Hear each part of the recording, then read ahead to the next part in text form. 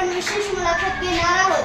त्यांच्या मार्गदर्शनातून आणि अनुभवातून आम्हाला नक्कीच चांगले नागरिक होण्याची प्रेरणा मिळेल. चला तर मग मुलाखतीस सुरुवात करूया.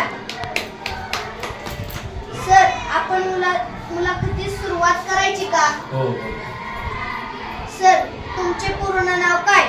माझे पूर्ण नाव संजय जवाहरलाल मधुपट्टे. तुमचे बालपण कसे गेले? आनंदी आणि छान. विद्यार्थी जीवनात तुम्हाला सर्वात जास्त कोणता विषय आवडायचा? मला इतिहास हा विषय आवडतो. नगरसेवक होण्याची प्रेरणा कोणाकडून मिळाली? माझे आजोबा नगरसेवक होते. त्यांना समाजकारणाची आणि राजकारणाची आवड होती.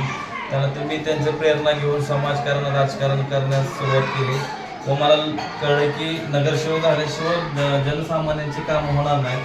त्यामुळे एक संविधानिक पद असावं यासाठी मी नगरसेवक होण्याचा प्रयत्न केला आणि तो आज मी आहे. यश मिळवण्यासाठी विद्यार्थ्यांमध्ये कोणते गुण असावेत? जिद्द, चिकाटी आणि मेहनत असावी. आणि आई वडिलांनी जे आपल्यासाठी कष्ट करून आपल्याला शिक्षणासाठी पाठवलं त्यासाठी आपण विद्यार्थ्यांनी सुद्धा लक्ष दिलं पाहिजे की बाबा आई वडील आपल्यासाठी कष्ट करतात आणि आपल्याला शाळेला पाठवतात. ते आपण त्यांची इच्छा पूर्ण व आपल्या भविष्यासाठी आपण विद्यार्थ्यांनी चिकाटी ठेवली पाहिजे. लोकप्रतिनिधी म्हणून सर्वात मोठं आव्हान कोणतं वाटतं? आपल्या एरियात थोडा गरिबी असणारी जास्त लोकसंख्या आहे. त्यांना घरं, त्यांची स्वतःची घरं असली पाहिजेत. त्यांना मूळ अन्न, वस्त्र, निवारा ह्या तिन्ही गोष्टी व्यवस्थित मिळायला पाहिजेत. त्यांच्या मुलांना शिक्षण मिळालं पाहिजे. पर्यावरण संरक्षणात विद्यार्थ्यांची भूमिका काय असू शकते? लहानपणापासून आता तुम्हाला शाळेत सांगतात झाडे जगवा, झाडे लावा, झाडे जगवा, पाणी अडवा, पाणी जिरवा. ज्या आपल्या आयुष्याला मूलभूत ज्या गोष्टी आहेत त्यात निसर्गात सगळ्यात मोठा वाटा असतो. निसर्ग जपलं तर आपण भविष्य आपलं आहे.